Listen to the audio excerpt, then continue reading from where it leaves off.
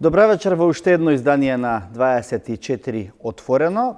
Последно во овој период, во овој термин, од утре нашите анализи и отворени емисии се селат во терминот од 18 часот до 20 часот преку отворена програма во која ќе известуваме за сите новонастанати ситуации во врска со најголемата закана во поново време што се случува на целото општество, но и на целиот свет, тоа е коронавирусот. Вечерва наш гостин тука во студиото, согласно препораките за тоа да намалиме и број на луѓе кои што гостуваат во програмата, но и да имаме доволно простор за да бидеме доволно одвоени еден од друг, е професорот Владимир Бучковски. Добра вечер и добре дојдовте во студиото. Добро вечер. Некои би можеле да речат да не сте вие. Тоа сум јас, Чадиковски. Се обидов, бидејќи дел од вашите мисии се едукативни, да ја подигнеме јавната свест, бидејќи ѓаволот ја однесе шегата. Треба да име крајно предпазливи и мислам дека ви имате ризична професија, но и ние кои гостуваме на овие отворени програми, преземаме дел од ризикот. Затоа се обидов и влегувајќи во вашето студио, но бидејќи емисијата ќе трае ограничено време на излегување, повторно ќе ги применам истите мерки на предпазливост. Гледам, покажувате голема свесност во однос на тоа што се вели заштита од опасноста која што демне низ етерот, тоа е коронавирусот. Имате ли чувство дека нашите сограѓани го делат истото мнение и прават на ист начин? Мислам дека можеме многу повеќе. Затоа бев разочаран зошто вчерашната седница на Советот за безбедност не заврши со мерка која мнозинството граѓани очекува. Македонија е зрела за прогласување на вонредна состојба. Јас не сум приврзаник на салонски дебати. Дали требало кризна состојба на цела територија или вонредна состојба? Или доволно било прогласување на криза во центар Жупа и Дебар. Значи, нема играчка со оваа работа. Значи, во моменти кога распуштен е парламентот, единствена закана и теоретски, затоа го земав овој учебник што сме учеле ние многу генерации на правници. Секој пат е дилемата да прогласиш воена или вонредна состојба, да не ја суспендираш парламентарната демократија. Кај нас парламентот е суспендиран. Јас не можам да сватам од каде ова калкулирање ка председателот Пендаровски. Професор Бучковски, ние сме Советодавно тело е Советот за безбедност. Де факто сме во вонредна состојба. Тоа не може никој да го спори. Нас ни треба де јуре. Ни треба де јуре. А нашиот устав е дециден дека за воена и вонредна состојба не треба закон. Еве сега да речеме еден од најучените, има неколкумина други кои се живи, меѓу нив и професорот Шкарич, него најдов неговиот ученик. Професорот Саво Климовски за овој член од Уставот за кој денеска толку се дебатира, напишал: уставните начела за воена или вонредна состојба во Република Македонија се јасно и мощно тесно определени и не се оставени на законско регулирање. Значи е јасно дека според ова денешно академско толкување, дека не може да прогласиме вонредна состојба зашто не сме имале закон, тоа значи дека, не дај Боже, утре ако треба да прогласиме и воена состојба, нема да прогласиме, затоа што нема и закон за воена состојба. Значи, настрана дебатите на експертите. Оваа работа не е за експерти. Ова е работа за луѓе кои имаат искуство. И затоа ме изненадува Пендаровски, кој го има искуството од воената криза. Не можам да сватам. Како да се префрла товарот, нека се состане парламентот, па тој нека прогласи вонредна состојба. Нема потреба такво калкулирање. Уште вечерва треба да се прогласи вонредна состојба. Треба да се стават капацитетите и на армијата, но и резервниот состав на армијата и на полицијата да биде во функција на дисциплинирање на нашите граѓани. Нашите граѓани се прелефтерни.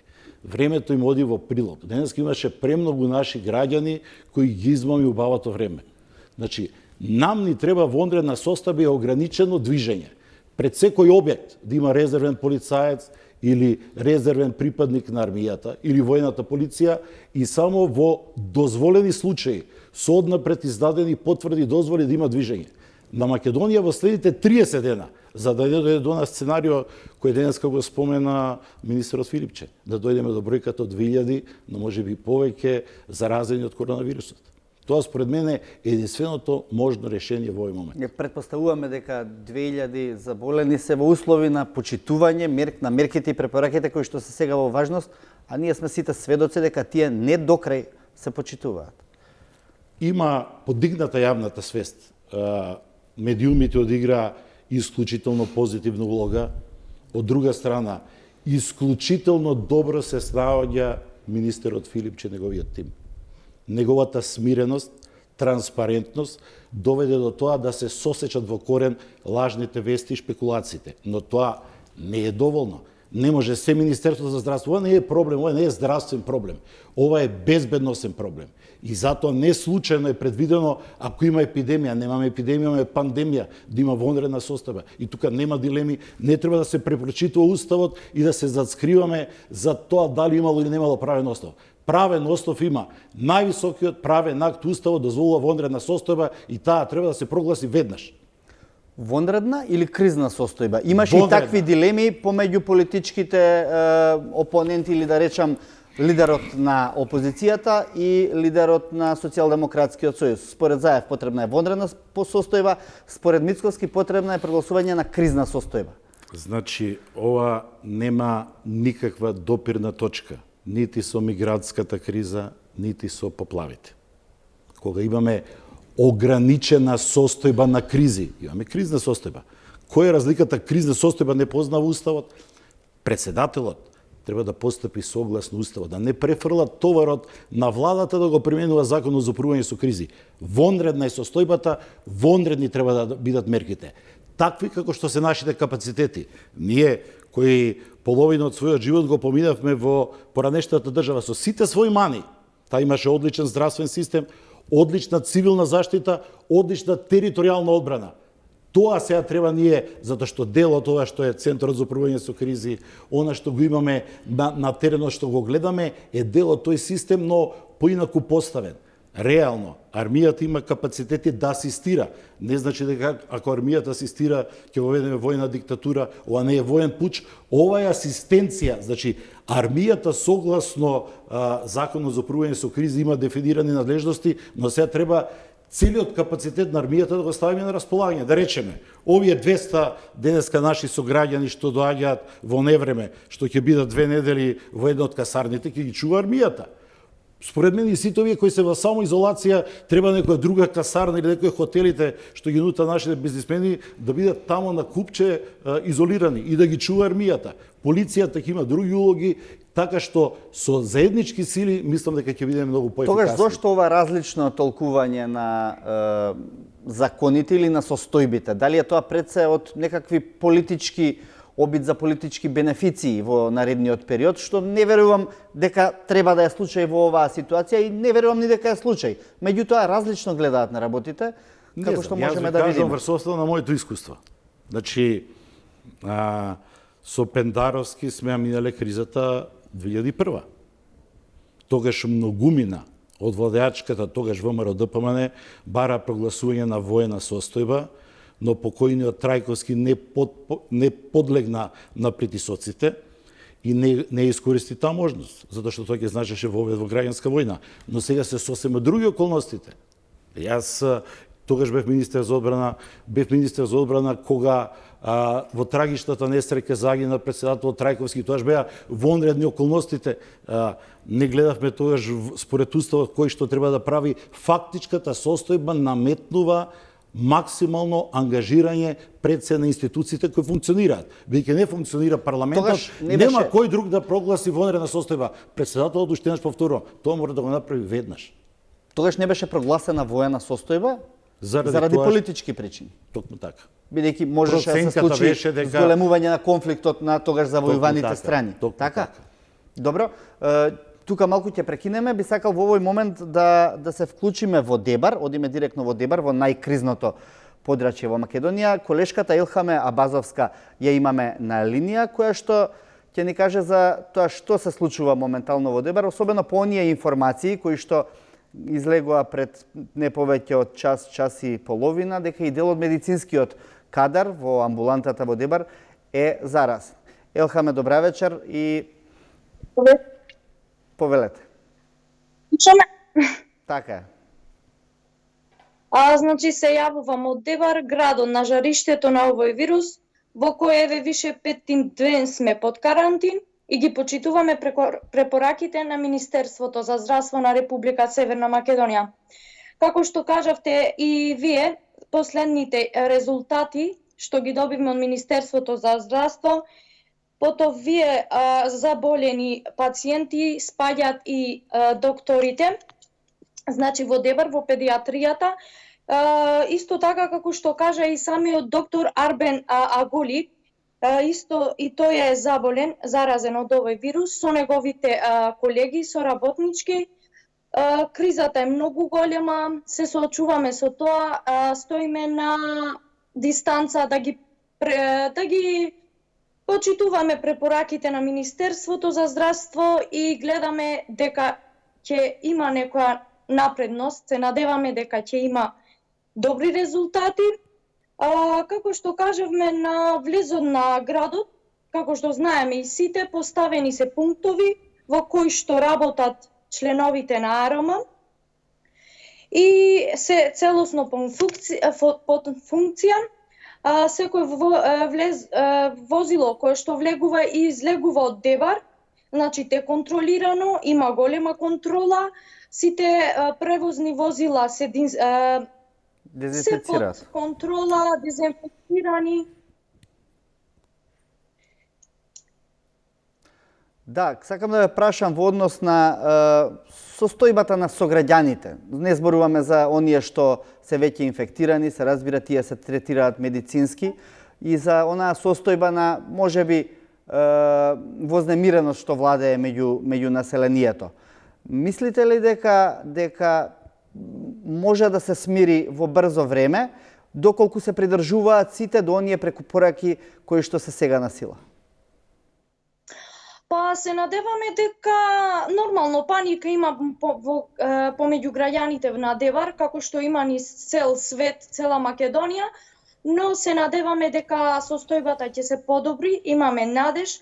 Граѓаните од некоја страна имаат и некои што паничат, има некои што мора да се соочат со таа ситуација без разлика на резултатите кои што доаѓаат. Нисто и ние млади, како млади, нормално дека паничиме, пошто ова што се случува во наша генерација до сега прв пат слушаме за ваква зараза, ваков вирус. Сме слушнале за грип, за настинка, но ова што се случува денес е сосема нешто друго и затоа и помеѓу нас младите влијае паника, бидејќи до сега не сме се соочиле со ваква криза.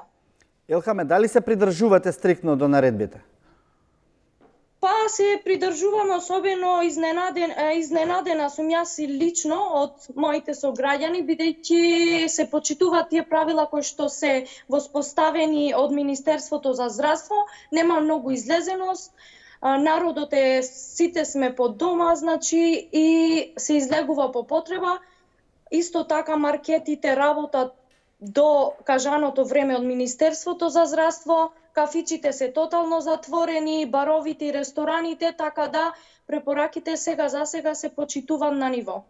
Дали има доволно храна, доволно намирници за сите?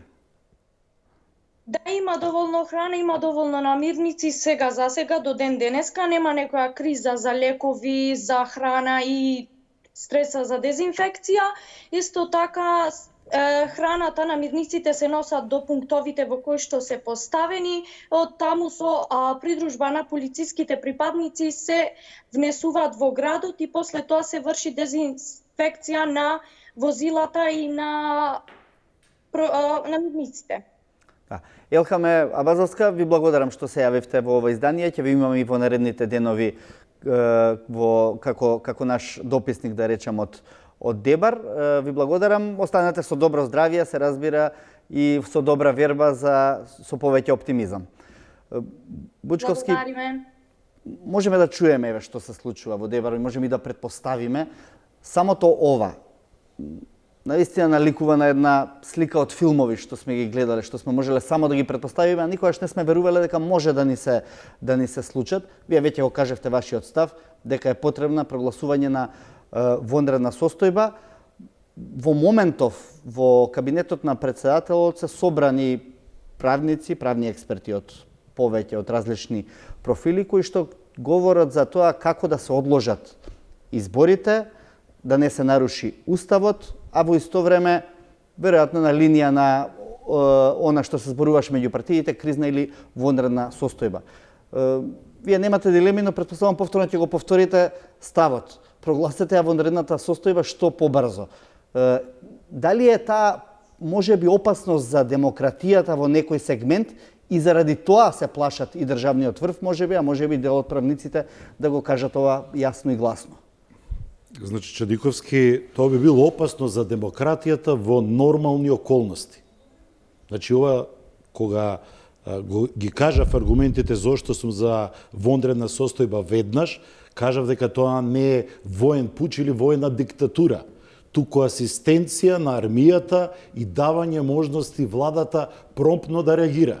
Според мене, ако имаше вонредна состојба, вечерва требаше владата да го ограничи движењето после 18 часот, да забрани воопшто движење на пензионерите над 67 години, да бидат прво казнети парично, ако втор пат се фатат бидејќи да не се удира само по джепот, треба и тие да бидат само изолирани.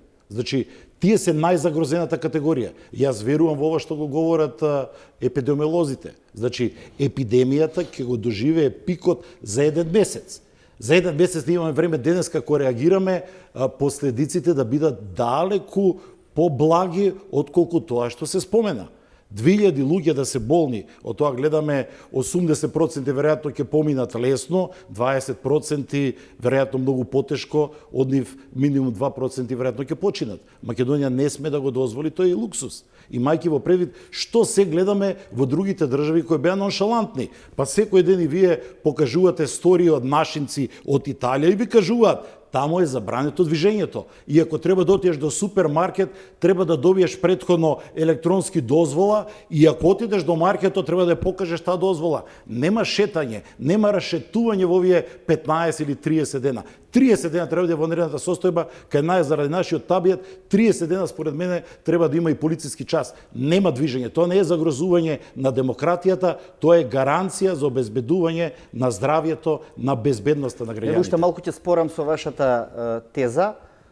Председателот вели сите институции функционираат одлично на висина на задачата, успеваат да ја одржат во една нормална ситуација состојбата.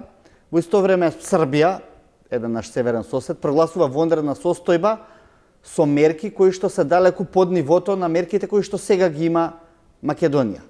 Дали вонредната состојба е правење театар? А зашто мислиме дека се под нивото на Македонија? Кога таму имаме вонредна состојба, покрај полицијата и војската е на улици, асистира на овие наши сограѓани за кои говорам дека се во таа возраст, ако се недисциплинирани, да бидат дисциплинирани, затворени се границите, ограничено е движењето. Јас не гледам дека тие се поблаги мерки. Значи, тврдењето дека со овие мерки ние имаме прогласено вонредна состојба е лага. Значи, вонредна состојба значи и ограничување на движењето и треба да се процени кои капацитети треба да работат. Не можат некои приватни компании кои имаат над 3000 вработени, а имаат странски собственици, да работат непречено. Тоа го нема нигде. И во Германија не работат, кај нас работат во кавадарци. Тоа го нема нигде. Или во други држави. Гледаме како се случува и во Битола, кај нас да не одиме. И во Битола исто едни германци непречено работат според кажувањето на многумина вработени. Или ќе има заштита, или ќе биде преполовено производството, или ќе биде ставено клjuč на вратата, бидејќи имаме други приоритети. Други се економските мотиви со вонредните мерки што ќе се постигнат. Но во овој момент најбитно е да се ограничи движењето. Премногу луѓе се уште има на улиците кои не треба да се движат. Тоа е констатација не моја, тоа вие секој ден медиумите го покажувате. Ако ставиме се на свеста во да чуваат метар и пол раздалеченост во маркетите или да не влегуваат туркајќи се, тоа знаете дека има едукативна функција, но не се почитува. Ако биде ограничено движењето и ако може само еден од семејството да излезе да набави средства, кои мора, дали се тоа лекови, дали се основните намирници, мислам дека ќе направиме чекор повеќе во сузбивањето на така наречената локална трансмисија, која е опасност во Скопје. Пред се во Скопје, а Скопје е, знаеме, пола Македонија. Половина Македонија. Ја молам режијата во меѓувреме да го спреми прилогот на Гаврил Сирачевски од денеска, од денешната лидерска средба, и да видиме до каде сме со вклучувањето на професорот Фрчковски. Во меѓувреме, господине Бучковски, ако се чита Уставот и словото на Уставот, зошто прогласувањето на кризна состојба во овој момент не би била возможна и како во корелација на кризната и вонредната состојба да ги одложиме изборите? Мислам, партиите се фатија за една ваква јамка, да речам, иако на сите нејасно. Избори не може и не смее да има во една ваква ситуација. Па до вчера и партиите недела дена тактизира дали кој прв ќе соопшти дека не треба да има избори. Тоа е политичко самоубиство, некој да мисли дека во вакви околности може да има избори. Какви избори, какви бакрачи? Ова е време на градење на еден поинаков однос меѓу сите, не само меѓу власт и опозицијата. И политичарите, мислам дека покажуваат појавни облици, но денеска ова не ми се допадна. Значи, да има кризна состојба еден месец па после дека има вонредна состојба. Кризна состојба не ја пишува во Уставот. Председателот е врховен командант. Немаме парламент. Тоа има сетта власт во свој раце. Нема калкулирање ако политичките партии, оние кои се во мнозинство уште повеќе, денеска јавно заговараат такво нешто.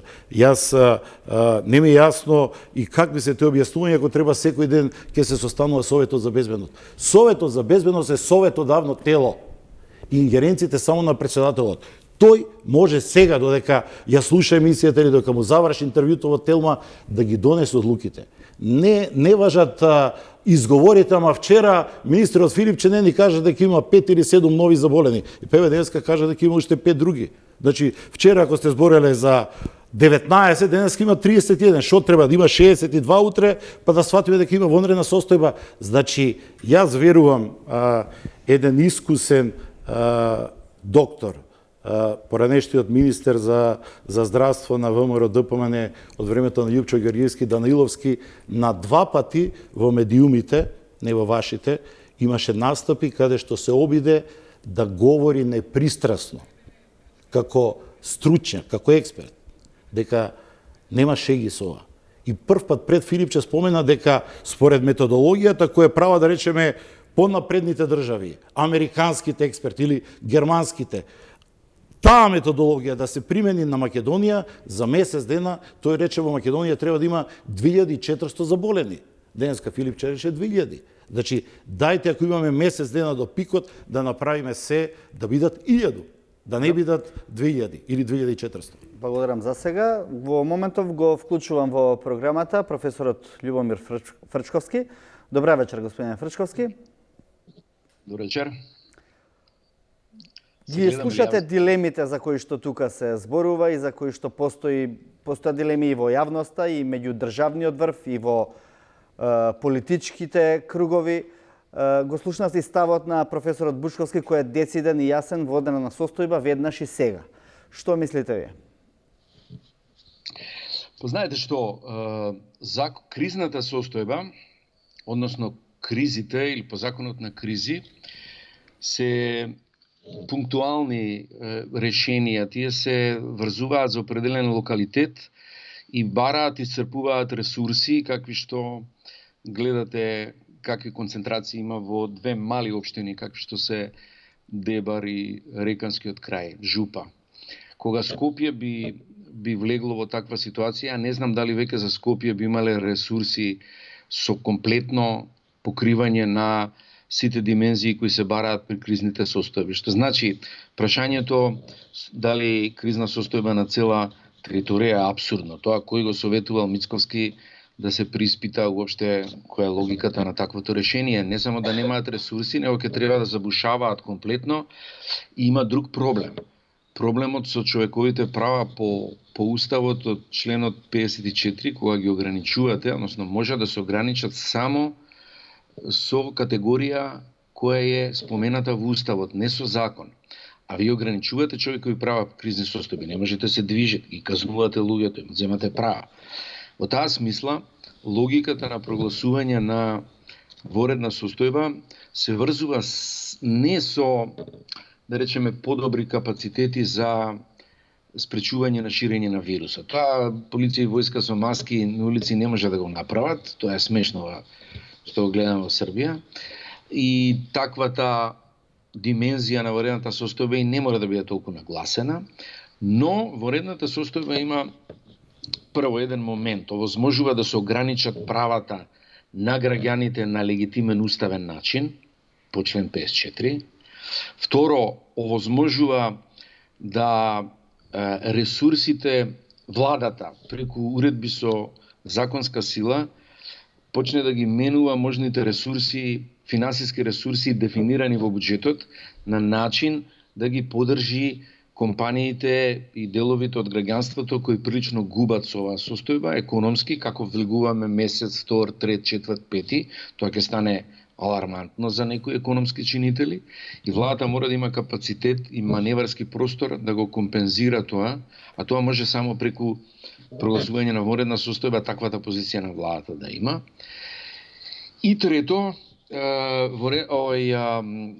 прашањето кое се отвара исто така за мандатот на пратениците, можноста да се повторно свика собранието, да ја прогласи воредната состојба, тоа е една опција, втора е да ја прогласи председателот. Сега дефинитивната одлука да не се оди на избори, која сите ја споделија со општ консензус, мора да се реализира практично.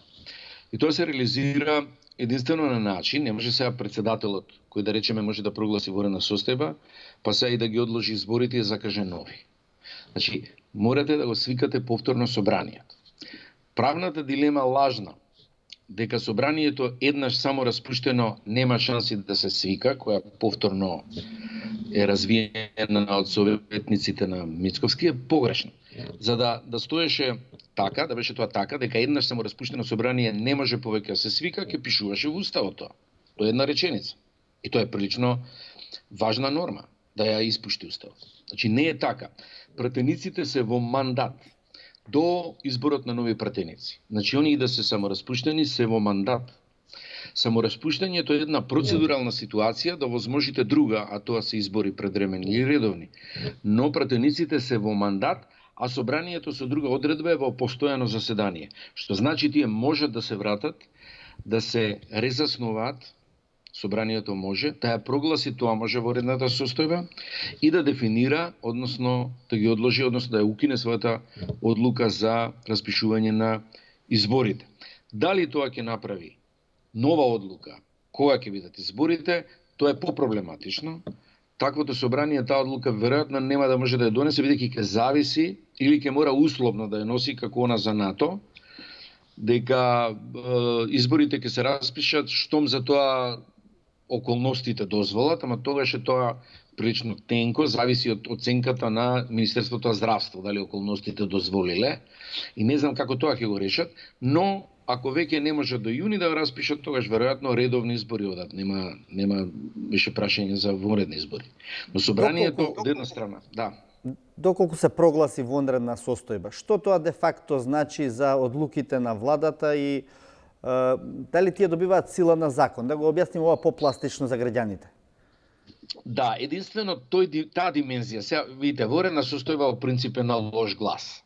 Тоа све е као нешто Јужна Америка, па диктатури, па во овој случај, во таа биополитичка теорија, ова воредна состојба е со позитивен импакт на здравието на граѓаните и гледате како го примаат граѓаните функционирањето на државата. Прв пат можете да влезете во такси и да им одговорите ако влагате, не дај Боже ако ви треба, и да одговорите на прашањето дали ќе не биде. Државата се гледа дека функционира на ваков детал, како што е контролирање на епидемијата, односно пандемијата во овој случај.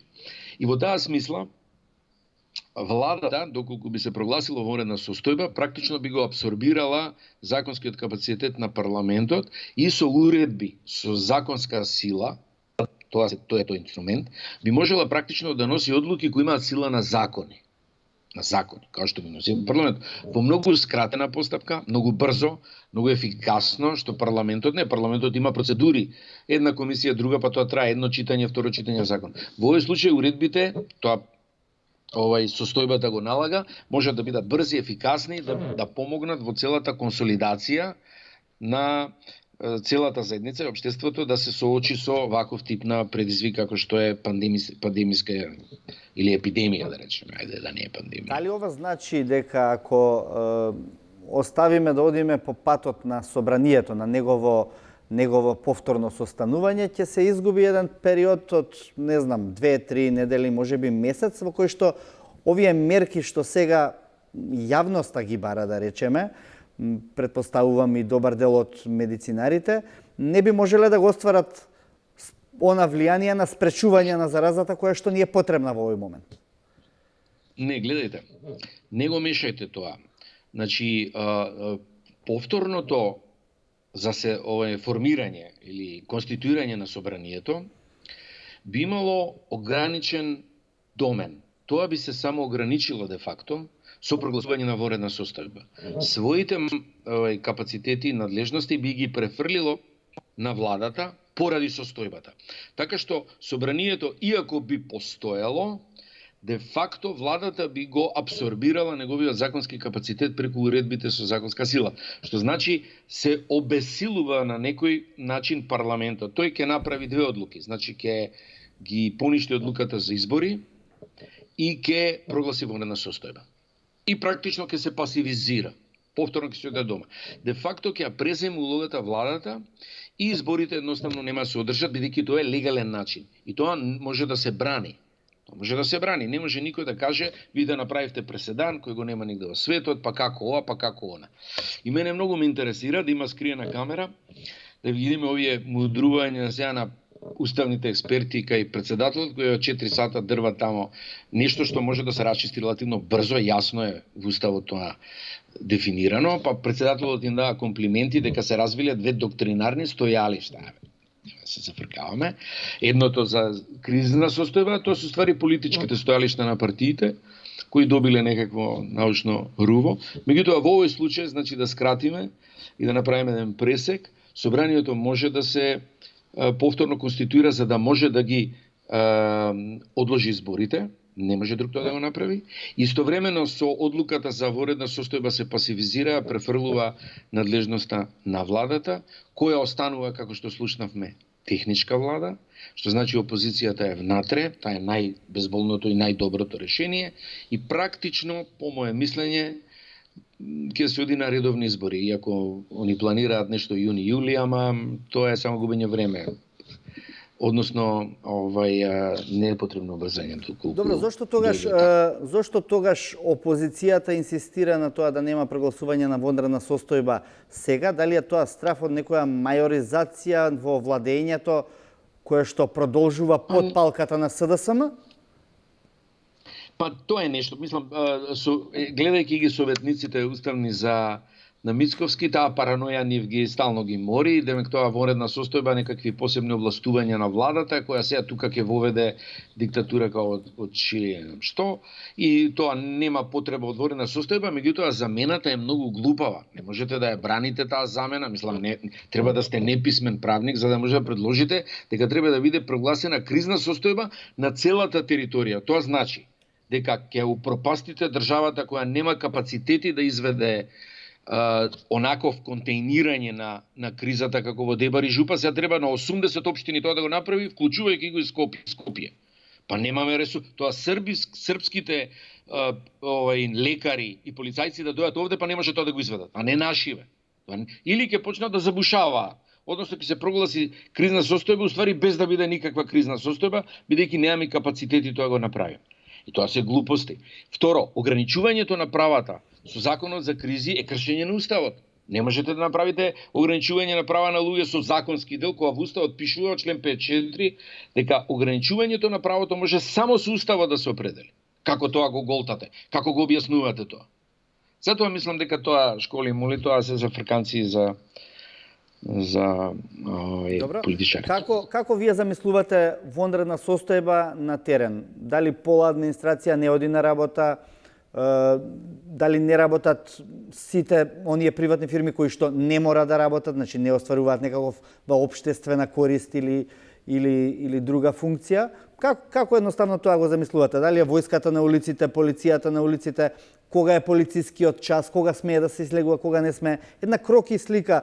Ја разговаравме со Бучковски малку, претпоставувам ќе ја доразвиеме во продолжетокот на емисијата.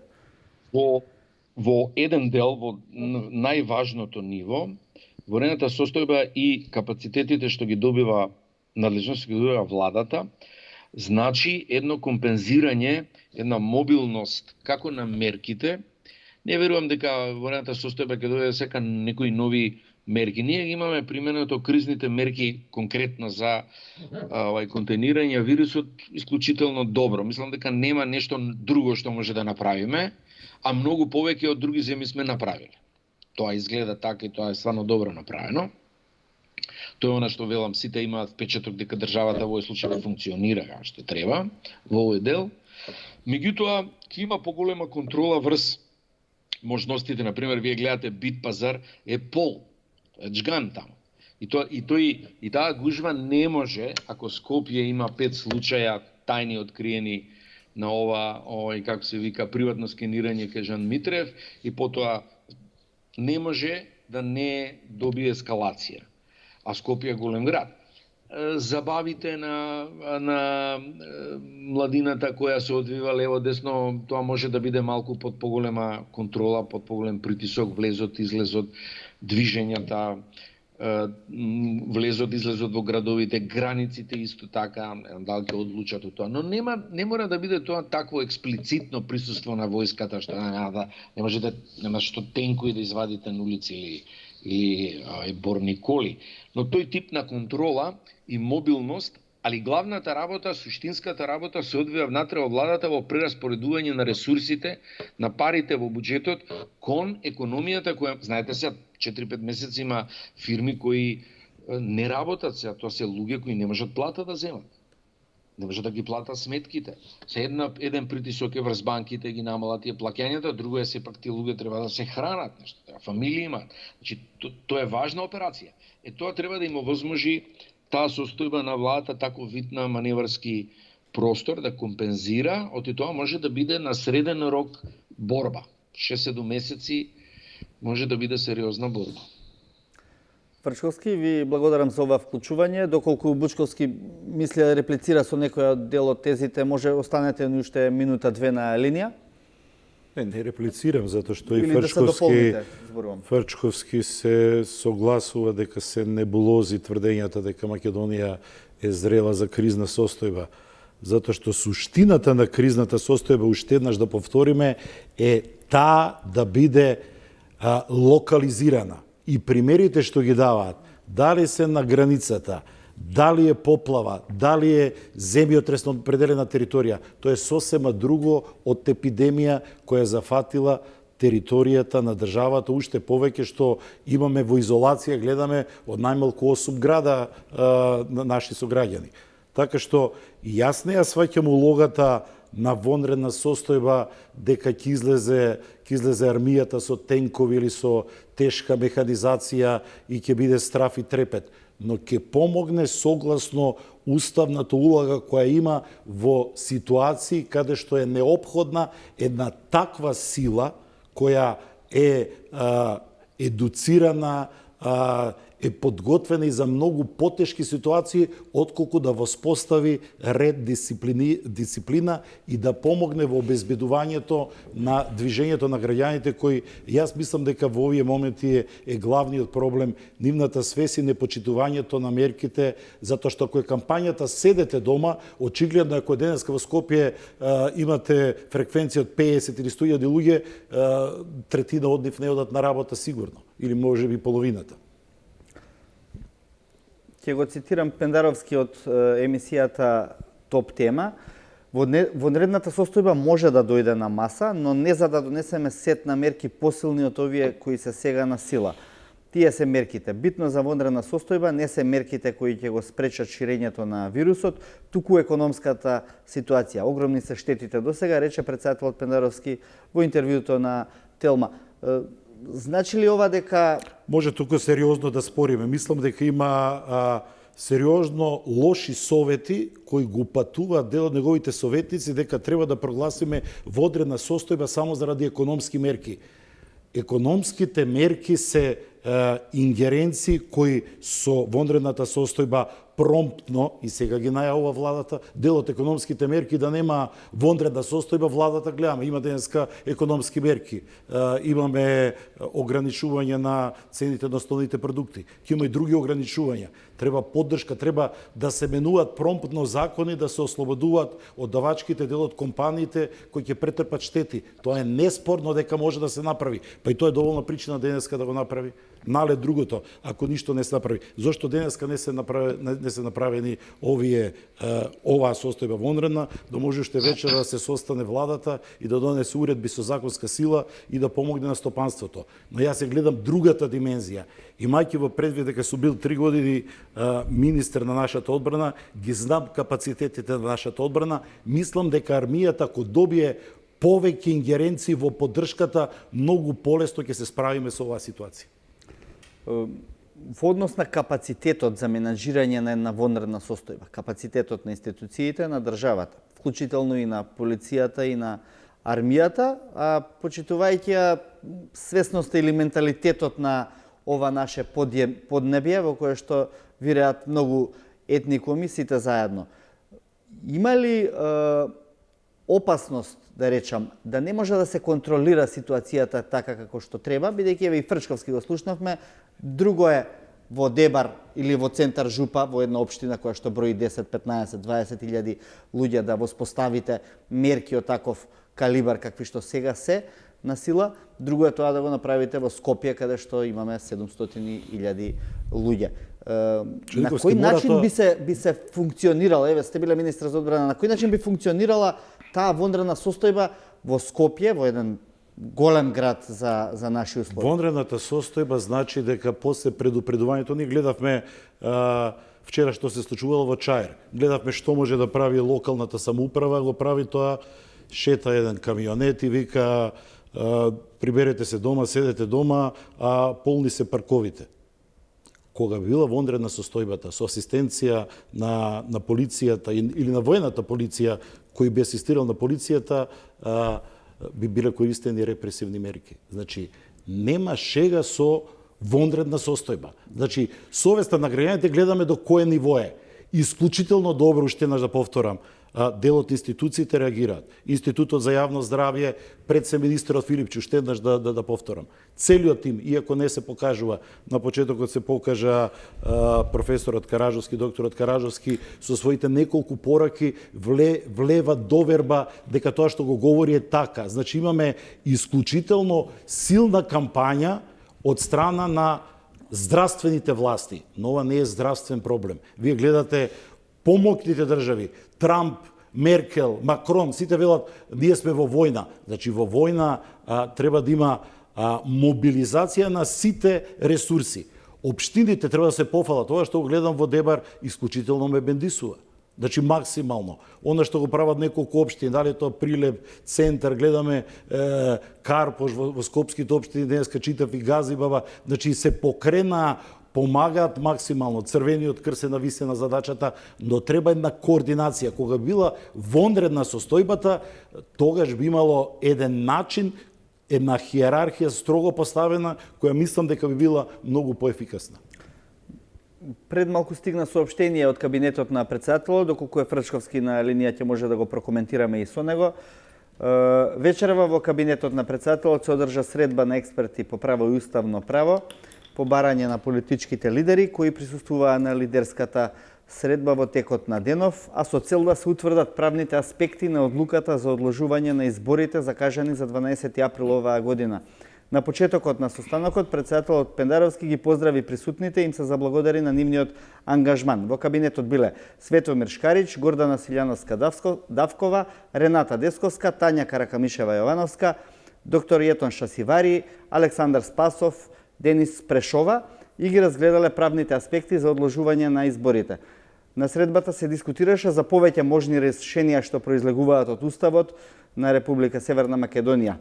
Консултациите ќе продолжат и во наредните денови, се вели во соопштението, што значи, професоре Фрчковски, немаме денеска став од оваа средба во кабинетот на председателот, додека го добиеме Фрчковски, Бучковски.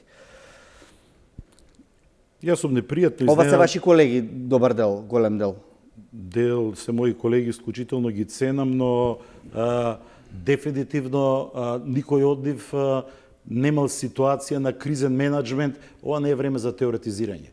Мора да се најде решение. Ако тактизираат дека условно речено на 23-ти требаше да почне кампањата, имаат уште 5-6 дена, не помагаат во дадената ситуација. И јас сум разочаран што вечерва нема решение и што нема консензус. Значи, ако се согласиле дека изборите се одлагаат лидерите на политичките партии, па ако нема правен остов, ќе се измисли правен остов. Значи, во овие околности, значи паралелите предходно со 2016 да ги заборавиме. Но сега имаме, реално сме на прагот на вонредна состојба. Ова е причина повеќе уште сега да има вонредна состојба. Ако има вонредна состојба, тоа ќе ги забрза и овие одлуки, затоа што ќе се купи време од 30 дена, условно речено. Ако биде вонредна состојбата и во следните 6 месеци, година и пол, Уставот остава можност на секој месец да се продолжува мандатот. Значи, со оваа одлука, да биде прогласена вечера вонредна состојба, се разрешува и дилемата дали продолжува оваа влада, да продолжува оваа влада да функционира. Но теоретски дава можност председателот, ако председател се плаши од такви ингеренции, Членот 127 му дава можност за време на вакви состојби да тој биде оној кој реално ќе преземе улогата на парламентот. Бидејќи парламентот е распуштен, тој треба само да ја прогласи вонредна состојба. Нема друго, значи два субјекти според нашиот устав може да прогласат вонредна состојба. Го слушнавме денеска лидерот на владеачката СДСМ дека владата ќе предложи. Владата предлага, според уставот, сега да теоретизираме, еден од овластените предлага че владата да се прогласи вонредна состојба, но кога би бил парламентот во функција, тогаш може да имаме дилема, тоа на почетокот као што почнавме, дали ќе се суспендира парламентарна демократија. Во овој момент мислам дека нема ни една добра причина да не се прогласи вонредна состојба во нашата држава. Фрчковски, дали се слушаме? Доколку се слушаме. Да, добивме соопштение од кабинетот на председателот, каде што во основа се вели дека разгледувале правни аспекти, меѓутоа не е донесен никаков заклучок и тоа ќе продолжи консултациите на членовите, ќе продолжат во наредните денови. Тоа се добар дел од вашите колеги, вклучително и од правниот факултет. Бучковски тука во студиото прокоментира дека станува збор за теоретичари, а сега не е време за теоретичари, туку за практичари. Каков е вашиот став? Дали треба некој да тропне на маса и да каже вака и вака треба да се реши оваа работа? Не, тоа само докажува дека всушност немало таму никакви доктрини и расправи, туку едноставно направиле баланс, кој баланс го најави председателот во неговото интервју, ако го следев. Вика, ќе следиме уште малку, да не превзема одговорност за свикување од негова страна прогласување вонредна состојба, па дали ќе покриеме уште 1-2 града со тие кризни мерки. Знаете, има некое време мало сака да се добие да поразмисли околу тоа, веројатно да не пребрзува. Тоа не е никаква правна дилема, тоа е типично политичко дамфување. Се вика, тоа малку време да здивнам, да поразмислам, да видиме како утре тоа ќе го направиме. Инаку, можноста и веројатно правецот на движење и е кон прогласување вонредна состојба или од парламентот или од него. Она што парламентот мора да го направи легитимно е одлагање односно поништување одлогата за закажување на изборите. Тоа станува како прашање кој не може друг да го изведе осем реконструираниот парламент. Добро, ви благодарам за ова вклучување, благодарам што бевте дел од 24 отворено. Господине Бучковски, постојат низа на елементи или шпекулации за тоа како во наредниот период ќе се одвива целата оваа ситуација на светско ниво, не само во Македонија, во однос на борбата со коронавирусот, и тоа се пред се здравствени или медицински предпоставки, но несомнено тие создаваат и една ситуација на рекомпонирање на силите во светот. Мислите ли дека во таа фаза ќе има некои значајни поместувања меѓу големите сили? Па дефинитивно ќе има. Затоа е битката на американскиот председател да го земе ореолот дека тие ќе измислат вакцината или лекот против оваа пандемија, затоа што очигледно во најлошите сценарија, во научно-фантастичните филмови што сме ги гледале во последните 30 години, вакво нешто ни холивудските сценаристи не можеле да замислат дека еден вирус може да направи ваков хаос. Значи, да не заборавиме, во Европа прво беше најпогодена 7-та по сила најмоќна економска држава во светот. Значи, она што се случи во Италија или ова што се случува сега во Франција и Шпанија или она што се навестува дека ќе биде епилогот во една Германија, Австрија, говори дека и држави многу помоќни од нашата, неспоредливо моќни, не можат да се справат со овој предизвик. Затоа ние немаме многу луксус. Јас ги следам и препораките од учените луѓе. Значи, оние кои треба досега беа некаде на маргините на општеството, не само во нашето, кои велат, кога се колебате дали нешто да направите, направете го тоа денес, не го оставајте за утре. Мислам дека оваа одлука за која говориме вечерва, настрана до 23 беше очигледно дека ќе купуваат време. Мене пријатно би ме изненадили ако вечерва се договореа теоретичарите, експертите. Тие знаат дека имаат време, јајде се малку ќе квачиме работата, ќе видиме. Тие се аргументите. Мора да се најде начин да се одложат изборите. Изборите се веќе ирелевантни, никој не ни мисли на изборите. Значи, треба да се најде соправен остов. Требаше да се помогне сите тие што се тамо, да се најде решение во дадениот случај, да нема небулози дека не може да се прогласи вонредна состојба затоа што нема закон. Закон, уште еднаш повторувам, нема и за воена состојба. Ви читав еден од теоретичарите кој е несомнено близок на ВМРО ДПМН. Треба ли тие што го советуваат Мицковски да прочитаат дека за воена и вонредна состојба не треба закон. Јасно е што е. Фактичката состојба е таква што наметнува поинаква ефикасна улога на државата. А во овој момент, за жал, државата, бидејќи го нема парламентот, го има председателот и има владата. Владата се ова што прави досега го направи самата и реално заслужува комплименти за многуте работи. Нешто може би забави, нешто може би требаше да биде побрзо или не, но генерално имаме исклучително добар резултат досега, но ако го гледате и денеска затоа така настапи според мене министерот Филипче. Толку може здравството и владата.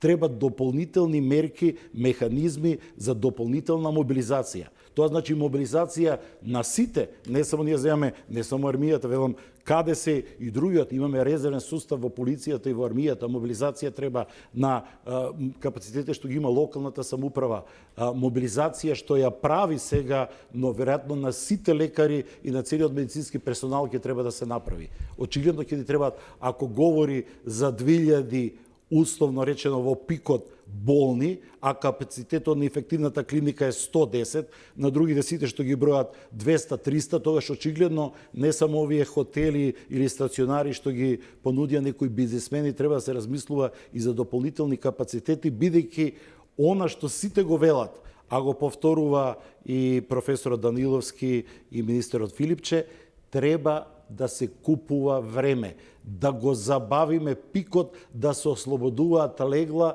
за да можат нашите лекари да ги лекуваат, затоа што де факто 80% од заболените поминуваат многу лесно. Дури гледаме и во случаите кај нас, од овие 30 ако се прави некоја анализа, но стравот е голем, паниката се уште постои, треба да се направи реално дополнителен напор. Мислам дека и мнозинството граѓани очекува кога веќе ќе закажете Совет за безбедност дополнителна мерка, таа ќе беше психолошки олеснување за оние кои се најзагрижени, кои не се имуни на паниката. Мора да се потврди дека има страв, владее паника. Се уште таа не е хистерија која преминува во анархија, но тоа треба навреме да се спречи. Предпоставувам во однос и на подкрепа на овие тези, веќе постојат информации за тоа дека медицинскиот кадар се регрутира и од приватни и од установи кои што можат да пружат таков тип на услуги, што значи дека едноставно се чека само оној последен замајат за да тоа се и официализира. Уште едно само прашање во овој контекст. Македонија стокови резерви, вчера кажа дел од соговорниците тука во ова студио, има стокови резерви за околу 4 месеци во делот на енергенси. Мислите ли дека може да се оваа ситуација до крај држи под контрола, со оглед на тоа што гледаме, се затвараат граници, државите ќе почнат да не извезуваат тоа што е нивен суфицитарен производ во некои нормални времиња, за да го чуваат за себе, например Србија пшеницата, Грција можеби делот тоа што го има како нафта или нивните нафтени постројки можеби ќе речат дека треба да се задржат во Грција. Мислите ли дека во овој контекст постојат опасности за државата? Не се исклучени опасностите. Затоа во делот на вонредните мерки во услови на вонредна состојба дополнително ќе се ограничи и користењето на дел од оние средства кои се неопходни. Значи, во услови на вонредна состојба не ќе може секој неконтролирано да купи 4 пакети по 25, 4 вреќи по 25 килограми брашно или да купи 50 шишиња зејтин или не знам кои се останати. На тоалетна хартија ќе може. Иако тоа е феномен што може веројатно некои други да разговарате, но тоа е веројатно глобален тренд и ги зафати и нашите маркети. Добро, во меѓувреме чекаме држијата да ми известат дали го имаме на линија господинот Алберт Муслиус, со кого што требаше да поразговараме. Добро, во тој случај одиме со разговорот што пред почетокот на емисијата го направивме со Дарко Алексов од Мост во насока на тоа како, кој и кога треба да прогласи дека избори ќе нема. Господин Алексов, во поглед на најновите дилеми што се јавија околу можноста или неможноста да се одложат изборите кај политичките партии кои денеска беа на средба кај председателот, какво е вашето толкување? Вонредната состојба е регулирана со Уставот, како што знаеме сите, и доколку институциите се водат од своите уставни и законски надлежности, тие може да обезбедат примена на одредени контролни механизми на власта на различни нивоа, без разлика на тоа што, да речеме, би влегле во вонредна состојба. Чинам дека една од грижите на оние кои што дебатираат на оваа тема е концентрацијата на власта во владата, односно на повеќе нејзини ингеренции, законодавна и извршна. Од друга страна, и покрај тоа што воведувањето и менаџирањето на кризна состојба е регулирано со Законот за управување на кризи, проблемот е што дел од неговите одредби не се применливи во моменталната фактичка состојба. А фактичката состојба е дека имаме пандемија на светско ниво и има потреба од брза и ефикасна реакција на различни институции од системот во различни сегменти од животот. А имаме распуштено собрание. Од тоа што можевме да го видиме од лидерската средба одржана денеска и председателот, политичките партии презентираа еден генерален консензус дека нема основа собранието да се врати во заседание. дополнително според нас непотребно е да се враќа собранието во заседание само за да ги одложи изборите. Кога прашање на време е кога кризата ќе ескалира, значи според кажувањата на експертите, па дури и на институциите, а имајќи ги предвид и искуствата од другите држави, очигледно е дека ќе треба да се воведе вонредна состојба. Дали е Според законот, само ова да ви го кажам, според законот каде е уште едниот проблем? Според законот за управување со кризи, кризната состојба трае 30 дена, а за нејзиното продолжување одлучува собранието. А ние немаме собрание. Ако интензитетот на ширење на таквата закана продолжи, односно кризната состојба трае подолго од 30 дена, опцијата која што и стои на владата во случај на кризна состојба е повторно да побара од собранието да продолжи. А собранието е распуштено. Или тогаш да прогласи вонредна состојба, како што или имаше тогаш предлози некои денес. Меѓутоа во самиот старт имаме уште значи безфункционално собрание. Уште еднаш ќе повторам. Е тотално нејасно како ќе функционира овој инструмент кој што е наречен нели кризна состојба, заради тоа што нема да може целосно да се спроведуваат одредбите од Законот за управување со кризи. И во таа насока мораме да размислуваме трезвено и да го ставиме јавниот интерес и да се повикаме на здравиот разум и да го земеме во предвид и фактот дека овој закон во една ваква ситуација може да представува дури и ограничувачки фактор за ефикасно да се справиме со кризата. Во однос на одложувањето на изборите, која е таа институција моментално што може да го направи тоа без да ги прекрши елементарните уставни одредби? Во оваа фаза може да се размислува како еден од елементите, повторно ќе кажам, како еден од елементите или како еден од чекорите и владата да ги одложи изборите. И сега тука треба да се најде вистинската правна формулација за тоа како вординг ќе се употреби и како истото ќе биде регулирано. Тоа е аспектот на гледање на работите и на читање и на уставот и на законите. Дарко Алексов од невладината организација Мост, ви благодарам за ова вклучување во емисијата Отворено. Ви благодарам и на вас. Коментар на овие толкувања? Значи, прво, она што мене во овој момент ми беше битно да го слушам, бидејќи Дарко е еден еминентен представник на невладиниот сектор, е и неговиот став дека вонредната состојба е единственото можно решение. Другите комбинации, што и како ќе се одложат изборите, според мене, во овој момент се ирелевантни. Значи, со одлуката на политичките партии да нема избори, останува, значи, до 23-ти да се усогласа, да не биде и овде ова камен на сопнување. Кое ќе биде решение и да биде адхок решение, ќе има оправдување. Затоа што и тие што го пишувале Уставот, никој пат не предпоставиле дека ќе дојдеме до ваква ситуација. Ние сме имале многу ситуации. Закажавме локални избори, па се откажа локалните избори. Закажавме парламентарни избори, одложно се распушти парламентот. Се сме пробали, ќе го пробаме и ова. Кога сме правеле 2 пати преседан и овој ќе го направиме, овој ќе биде најлогичниот преседан во вакви околности. И не треба многу да ја тапат работите експертите. Ова не е работа за експерти. Ова е работа на здрав разум. Утре диза да кажат одложени се изборите, парламентот ќе се согласи да биде онлайн како денеска шпанскиот сенат што функционираше. Ќе изгласат сите дополнително термин и крај на приказната. Џабе трошиме муниција и енергија, почитуван Чадиковски.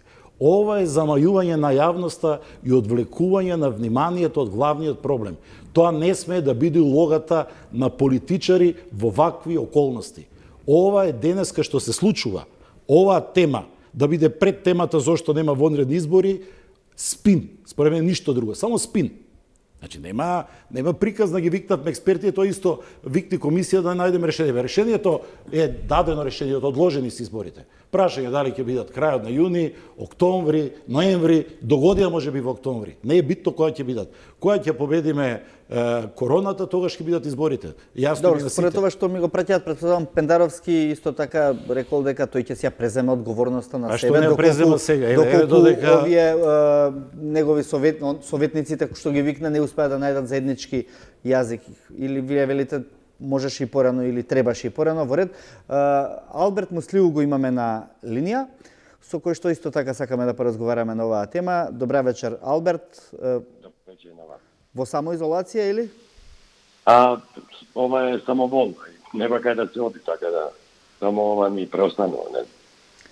Ги слушате, предпоставувам, овие дилеми за кои што тука разговараме. Вонредна кризна состојба и како до одложени избори да одиме поред. Дали сте вие за прогласување вонредна состојба и зошто да или зошто не? Види, самиот факт дека да изборите се договориле, а вонредната состојба е единствен начин и да се свика парламентот, па и да ги одложи изборите, значи тоа ми дава да немам дилема дали треба да се прогласи вонредната состојба. Начинот на кој понатаму ќе се действува, тој на нив да се договорат. Но и да не ја прогласат вонредната состојба, како ќе ги одложат изборите? Значи, нема друг начин тоа да се стори. Така да немам дилема дека тоа треба да се стори веднаш, за да може да се почне и да се планира подобро. А од друга страна, во која функција ќе го одржаваат парламентот? Дали тоа ќе биде за подолг временски период, тоа треба да го видиме, има за тоа стручњаци и експерти. Но дали треба да се прогласи вонредна состојба, за тоа немам дилема. Да. Имам впечаток дека овој момент, овој период од овие ден-два, од почетокот на кризата, е можеби единствениот во кој што не видовме кристално јасна позиција на институциите. Дали е тоа затоа што таму се вмешани повеќе политички фактори или заради тоа што можеби претседателот сакаше да ислуша многу повеќе за да покаже една, како да речам, консензус во негова консензуална моќ да ги обедини партиите?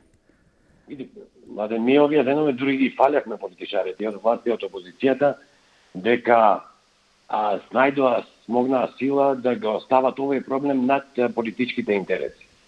Ова што не се случува вечерва, мислам дека е дел од политичкиот спин. Претседателот секако треба да биде во улога на тој што ги спојува сите искуството од минатите мандати ни укажува на тоа дека таква личност ни треба. Ја не знам зошто тоа баш денеска се случи, кога сите се свесни дека и во нашето окружување, а дури и во светски рамки, ситуацијата се, мислам, мерките се зајакнуваат. Не дури имаме најава дека Европска унија за прв пат во своја историја ќе ги затвори границите. Така да за вакви активности, вакви действија на една држава на која повеќе од четврт население се наоѓа негде во Европската унија, некако дека се потребни. Дека тие треба да се покријат и со законски норми, секако дека тоа е потребно. Тоа ме тера да кажем дека немам дилеми околу потребата за прогласување на вонредна состојба. Од друга страна, и ако неќе да прогласат вонредна состојба, а веќе сите дошле до заклучок дека избори нема да има, тоа е единствениот начин според мене на кој може да го свикаат парламентот. Така да за таа тема бар не треба да има дилеми. Начинот на кој ќе продолжат од свикувањето на парламентот, тоа треба да го изоговорат политичките партии и парламентот и сите други чинители, вклучувајќи ги тука и експертите. Но секако дека дојдовме до заклучок дека брзото интервенирање со некои мерки го успорува процесот на ширење на овој вирус, кој ако не го успоревме до сега, благодарејќи на некои мерки на мерките кои Министерството за здравство подпомогнато и од другите министерства ги спроведува, ние можеме да се најдеме во ситуација во која ќе имаме многу поголем број на заболени лица, а сигурно ќе имаме смртни случаи. Ние имаме релативно мал број, пак ќе ви укажам на тоа, дека над 150.000 наши сограѓани живеат во Италија, кој е жариштето на коронавирусот во Европа. Така да фактот што имаме така мал број на заразени укажува дека мерките кои се спроведуваат се добри. Но дали се доволни, експертите укажуваат на тоа дека не се. Гледаме и друг фактор кој се вклучува, тоа се економските мерки. Сигурно е дека нашата економија не ќе може да дише на шкрги на начин на кој што го прави сега во подолг временски период. Така да секоја мерка превентивна и актуелна која ќе се иницира е за поздравување. Ако затоа треба да се прогласат vanredни мерки, тогаш тоа е уште еден дополнителен аргумент дека тоа треба да се стори час поскоро. Благодарам Муслиу за сега, останете уште малку на линија.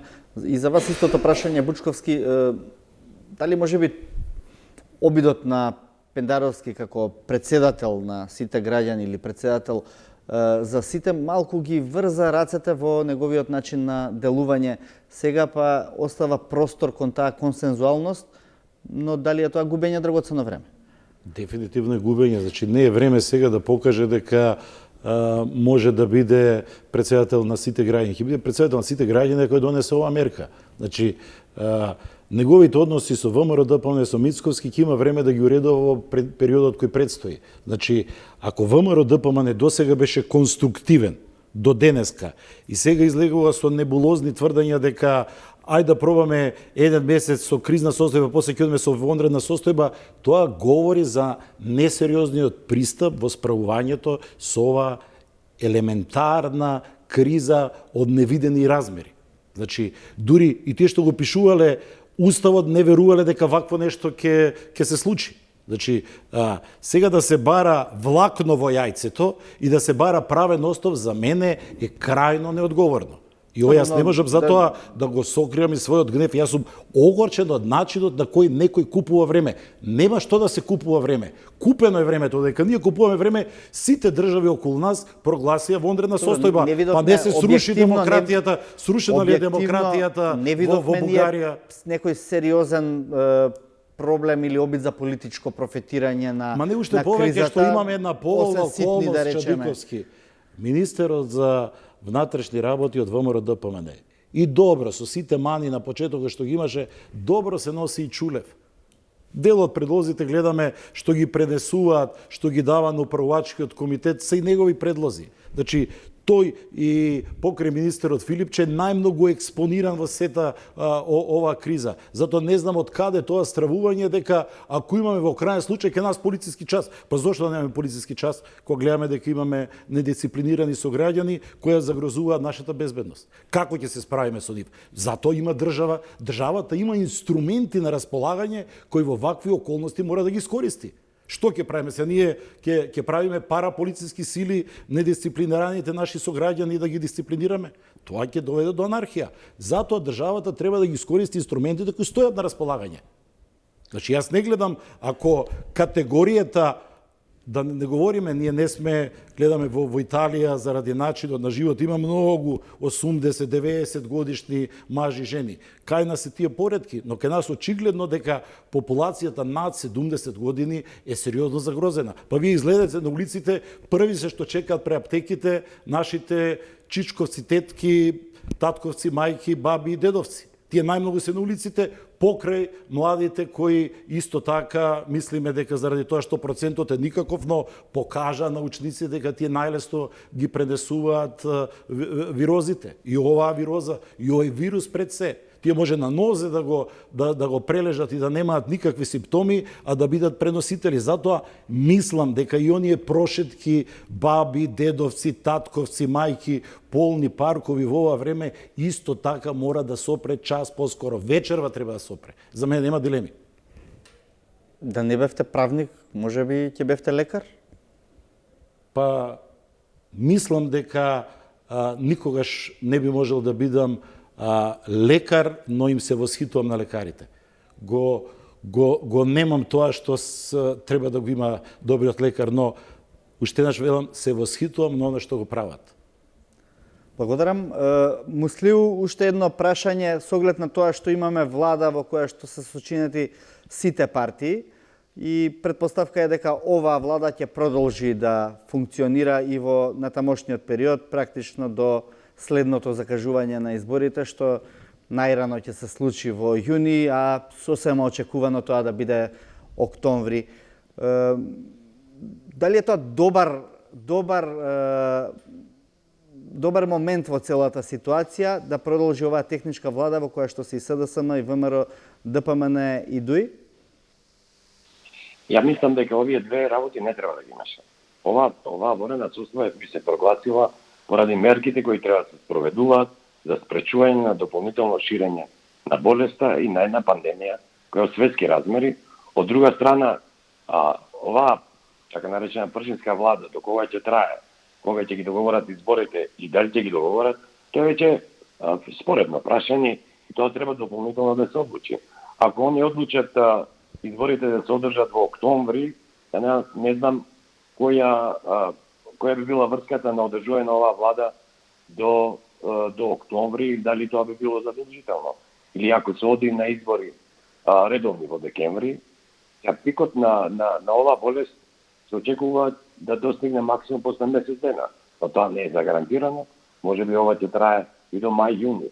Така да не треба многу да ги мешаме овие две работи. Дали ќе имаме техничка влада или ќе имаме политичка влада. Ние видовме дека поранешниот премиер ја го укажа фактот дека они се спремни оваа влада да ја одржат, но мислам дека тоа е прашање за кое треба дополнително и да разговараат и да се договорат, како што се договорија во октомври за одржување на предвремените избори. Сега поактуелно прашање дали треба да се иде на објавување на вонредна состојба и свикување на парламентот да се одложат изборите. Ние и вечерва чувме и од председателот дека ако тоа не се случи од страна на парламентот, ќе мора согласно законот да продолжи со припремите за изборите. Ќе се трошат ресурси. Ја мислам дека би било многу пологично тие ресурси да се преусмерат во мерките за заштита од коронавирусот. Така да има многу дилеми и се надевам дека оваа дилема која ја денеска ја лансира во јавноста, дека утре ќе ретерираат и дека посвесно ќе се да кажем, обрнат кон овој проблем и да продолжат со зајакнување на мерките, затоа што објективно кај граѓаните нема некоја резерва. Сите ние не сме среќни поради ова што ни се случува, но никој, бар со тие кои ја комуницирам, не се незадоволни зошто владата спроведува вакви мерки. И сите мислат дека мерките треба да бидат зајакнати. Тие дилеми што ги има професорот, ги имам и јас. На дивно чудо во мојот роден Гостивар мерките барат од угостителските објекти и од другите кои се обврзани да ги спроведуваат, се спроведуваат, така да има зголемена свест кај граѓаните. И во една таква идеална ситуација каде што граѓаните се свесни за потребата на спроведување на поригорозни мерки, мислам дека и за политичките елити ќе биде многу полесно и да прогласат таква состојба и да ја спроведат без некој револт кај граѓаните. Благодарам. Благодарам што бевте гостин на 24 отворено. Господине Бучковски, за крај само да го повториме апелот до нашите сограѓани: седете дома. Седете дома и кога ќе излезете од дома, како ја што дојдов овде кај вас, маската во рака, ракавиците на раце и да се надеваме дека институциите ќе бидат на висина на задачата. Ова денеска за мене е разочарување, уште еднаш ќе апелирам председателот да не губи време, нема да се состане парламентот утре, а тој може уште вечерва да прогласи вонредна состојба. Ви кажувам пријатна ноќ, нема да се поздравиме во духот на здравиот живот во овој период. Почитувани гледачи, останете со програмата на телевизија 24, следува најновото издание на вестите.